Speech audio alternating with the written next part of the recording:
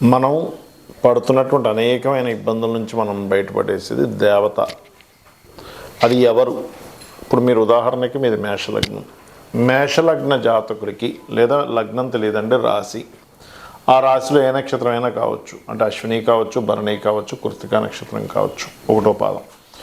అయితే మీకు రుణము కానివ్వండి, రోగం కానివ్వండి, శత్రుత్వాలు కానివ్వండి, లేకపోతే అనేకమైన ఇబ్బందుల నుంచి మిమ్మల్ని బయటపడేసేటువంటి దేవత ఒకటి ఉంటుంది మీ లగ్నానికి స్పెసిఫిక్గా.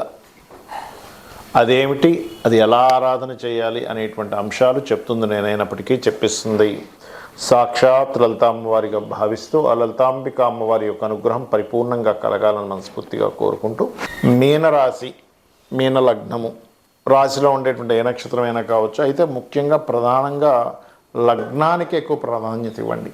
ఎందుకంటే రాశి 2.5 రోజులు ఉంటుంది, లగ్నం ప్రతి 2 గంటలకు మారిపోతుంది. కాబట్టి మీనం నుంచి పంచమాధిపతి ఎవరు, మీరు ఏ నామస్మరణ, ఏ దేవత ఆరాధన చేయడం ద్వారా రుణము, రోగము, శత్రు బాధల నుంచి బయటపడగలుగుతారు. అదేవిధంగా పంచమంలో ఉండే గ్రహము, పంచమంలో గోచారంలో వచ్చేటువంటి గ్రహాల పరంగా కూడా మీరు ఏం చేసుకోవాలి అనేటువంటి అంశాలు చెప్తుంది నేనైనప్పటికీ చెప్పిస్తుంది సాక్షాత్ లలిత అమ్మవారిగా భావిస్తూ ఆ లలితాంబిక అమ్మవారి యొక్క అనుగ్రహం మీకు పరిపూర్ణంగా కలగాలని మనస్ఫూర్తి కోరుకుంటూ, ఇక్కడ పంచమం మంత్రస్థానం. మీరు గనక పంచమ స్థానంలో ఏదైనా గ్రహం ఉంది, ముఖ్యంగా పంచమాధిపతి మీకు చంద్రుడు అవుతాడు. కాబట్టి అన్నపూర్ణాష్టకము లేదా రాజరాజేశ్వరి అమ్మవారి యొక్క ఆరాధన చేయడం ద్వారా చాలా చక్కటి ఫలితాలు ఉంటాయి. అలాగే మరొక విషయం ఏంటంటే, ఇక్కడ గమనించినట్లయితే ఈ పంచమం ఏదైతే ఉందో మీ ఆలోచన స్థానం, మంత్రస్థానం, ఉపాసన స్థానంగా చెప్తూ ఉంటారు. కాబట్టి ఒక దేవతను ఉపాసన చేయడం ద్వారా, అమ్మవారిని ముఖ్యంగా ఉపాసన చేయడం ద్వారా మీకేమవుతుంటుంది అంటే డెసిషన్ మేకింగ్స్ అనేవి పర్ఫెక్ట్గా వెళ్తూ ఉంటాయి. ఒక డెసిషన్ తీసుకుంటున్నాము, సరిగ్గా వెళ్తూ ఉంటుంది. పక్కనే ఉండి ప్రతిదీ కూడా మీ ఆలన పాలన, మీరు ఏం చేస్తున్నారు, ఏం చేయకూడదు, ఏం చేయబోతున్నారు అన్నీ చెప్తూ ఉంటుంది, గుర్తుపెట్టుకోండి. అయితే చంద్రుడు అయ్యాడు కాబట్టి తల్లి రూపంలో, అత్తగారి రూపంలో, ముఖ్యంగా ప్రయాణాల్లో ఎవరో కలిసి చెప్పిన సజెషన్స్ వల్ల, లేకపోతే మెడిటేషన్లో కూర్చున్నప్పుడు వచ్చినటువంటి థాట్స్ వల్ల మీకు దేవత చెప్తూ ఉంటుంది, గుర్తుపెట్టుకోండి. అయితే ఇక్కడ పంచమాధిపతి చంద్రుడు అయితే పంచమంలో గోచారంలో ఏ గ్రహాలు వచ్చాయో కూడా చూసుకోవాలి. ప్రస్తుతం మీకు గోచారంలో గురువు, రవి ఉన్నాడు. కాబట్టి దత్తాత్రేయుడిని, దక్షిణామూర్తిని, సూర్యభగవాను ఆరాధన చేస్తూ ఉండాలి. అలాగే మీ జన్మజాతకంలో గనక మీ మీనలగ్నం నుంచి పంచమంలో ఏదైనా గ్రహం ఉందనుకోండి, ఆ గ్రహానికి సంబంధించిన అధిష్టాన దేవత కూడా చేస్తుండాలి. కానీ ఒక్కొక్కసారి మనం ఏదైనా మంత్రం చేస్తున్నాం, సాధన చేస్తున్నాం, అంత ఫలితాలు రావు. అప్పుడు దానికి కారణం ఏంటంటే పంచమంలో ఉండే గ్రహం కానీ, పంచమంలో గోచారంలో వచ్చిన గ్రహం కానీ పాడే ఉండడం కానీ, లేకపోతే పంచమ స్థానాధిపతి పాడైనప్పుడు కూడా అలా జరుగుతుంటుంది. అలాంటప్పుడు మీరు ముఖ్యంగా అది ఏ గ్రహం ద్వారా అయితే పాడైందో ఆ గ్రహానికి దానం ఇవ్వడం చేస్తూ ఉండండి. దానము, మంత్రము, మరియు అదేవిధంగా గమనించుకున్నట్లయితే పంచమం ఏదైతే ఉందో ఎక్కువ స్పాయిల్ అవుతున్నప్పుడు పితృదేవత ఆరాధన కూడా చేస్తూ దేవతారాధన చేసినప్పుడు మీకు పరిపూర్ణమైన ఫలితాలు వస్తాయి.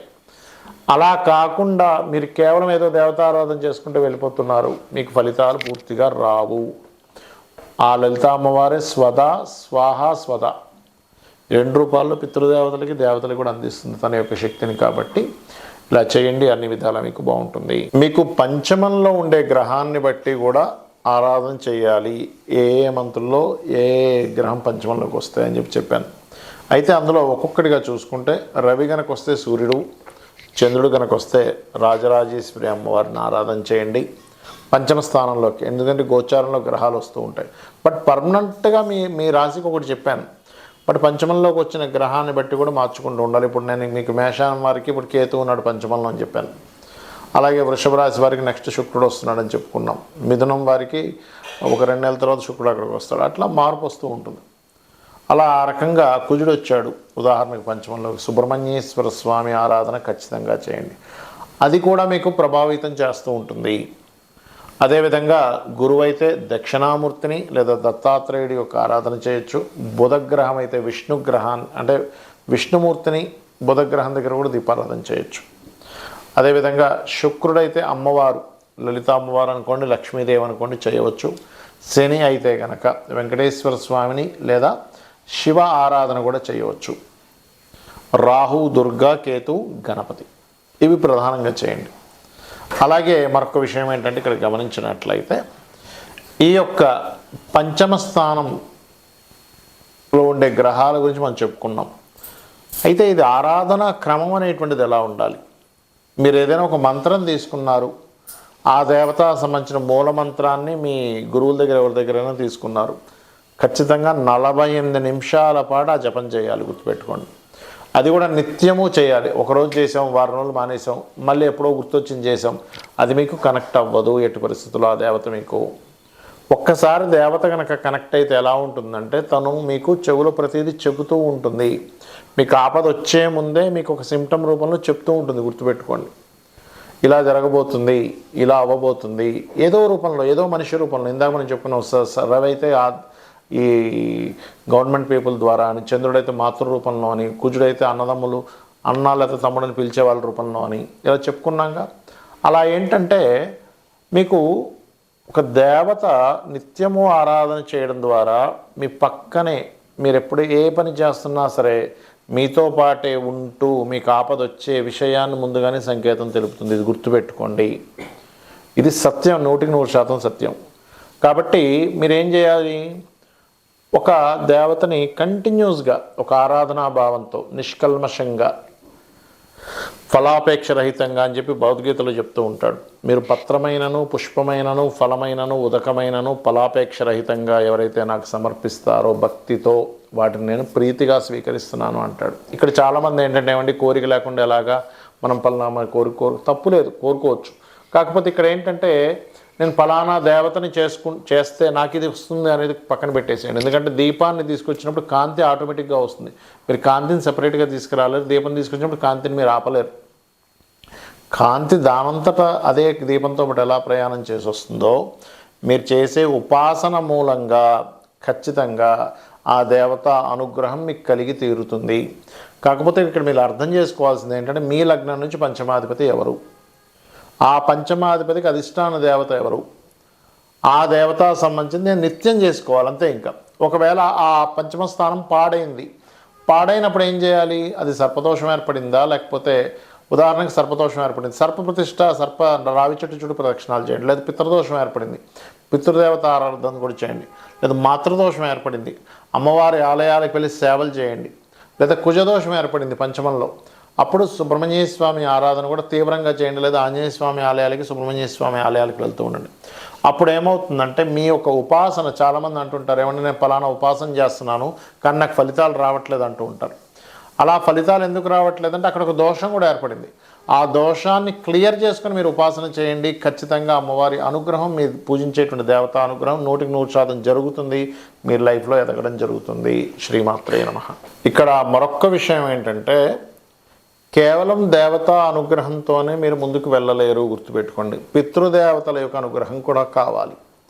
మనం చూస్తూ ఉంటాం ఏమంటే ఏదో గాలి సోకింది, లేకపోతే ఏదో ఒక నెగటివ్ ఎనర్జీ పట్టుకుంది, లేకపోతే ఒక పిశాచ యోగం కనెక్ట్ అయింది అంటూ ఉంటాం. ఆ యొక్క డైమెన్షన్స్లో మీ పితృదేవతలు ఉంటారు. గుర్తుపెట్టుకోండి. అంటే సేమ్ డైమెన్షన్స్లో కొన్ని ఎనర్జీస్ ఉంటాయి. మనకి చూడండి, మనం వింటూ ఉంటాం అతల సుతల వితల పాతాల తలాతల అనేటువంటి ఒక మాట వింటూ ఉంటాం. అంటే 7 లోకాలు, కింద 7 లోకాలు, మొత్తం 14 లోకాలని. అదేదో లోకాలు అనగానే మన భూమి నుంచి పైన ఉండడం కింద ఉండడం కాదు. ఒకే దగ్గర డిఫరెంట్ డైమెన్షన్స్లో ఉన్నాయని అర్థం. ఆ డిఫరెంట్ డైమెన్షన్స్లో ఉండేటువంటిది ఒకదానికి ఒకటి కనెక్టివిటీ అసలు మనం ఉందని కూడా మనకు అర్థం కాదు. ఆ రకంగా మీరు కేవలం దేవతారాధనే చేస్తున్నాను నాకు మంచి కలగాలంటే అది పూర్తి స్థాయిలో మీకు పూర్తి అవ్వదు. మీ యొక్క సాధన కానివ్వండి, ఏదో మీ జీవితం కానివ్వండి. ఖచ్చితంగా పితృదేవత ఆరాధన ఉంటేనే, చేస్తేనే దేవతలు కూడా మనల్ని అనుగ్రహిస్తారట. ఎందుకు? మన యాన్సిస్టర్స్. మనం చూడండి, మనకు ఒక ఫ్రెండ్ ఎవరైనా ఉన్నారు, వాళ్ళ ఇంటికి వెళ్ళాం. అబ్బాయి కావచ్చు అమ్మాయి కావచ్చు తల్లిదండ్రులను సరిగ్గా చూసుకోవట్లేదు, తల్లిదండ్రులని ధిక్కరిస్తున్నాడు, తల్లిదండ్రులకి చేయవలసిన సేవలు ఏమి చేయట్లేదు, వాళ్ళని చాలా కేర్గా చూసుకోవాల్సిన తల్లిదండ్రులను కానీ పిల్లల్ని కానీ సరిగ్గా చూసుకోవట్లేదు. మనం ఏం చేస్తాం, అబ్బాయిని చూడంగానే అమ్మాయి కావచ్చు అబ్బాయి కావచ్చు చిచ్చి వీడితో మనకు స్నేహం అవసరమా అని చెప్పి మనం సందేహపడతాం. ఎందుకు, వీడికి సొంత వాళ్ళ మీదే లేదు, ఇంక వీడితో నాకు స్నేహం ఏంటి అనిపిస్తుంది. అలాగే దేవత కూడా అదే విధంగా ఆలోచిస్తుంది, గుర్తుపెట్టుకోండి. వీడికి కనీసం వీళ్ళ పితృదేవత అంటే వీళ్ళ పూర్వీకుల మీద, తండ్రి మీద తాత మీద వాళ్ళకి శ్రాద్ధం పెట్టాలనో లేకపోతే పిండ ప్రదానాలు చేయాలనో పితృదేవత సంబంధించిన తర్పణాలు వదలాలనో లేదు. వీడికి నేను అనుగ్రహించేది ఏమిటని దేవత అనుకుంటుంది, గుర్తుపెట్టుకోండి. కాబట్టి దేవత అనుగ్రహము పితృదేవత అనుగ్రహం 2 అనుగ్రహాలు మీరు తీసుకోవడానికి ఏదైతే సేవాది కార్యక్రమాలు చేస్తూ ఉంటారో ఖచ్చితంగా మీకు ఫలితం అనేటువంటిది వస్తుంది.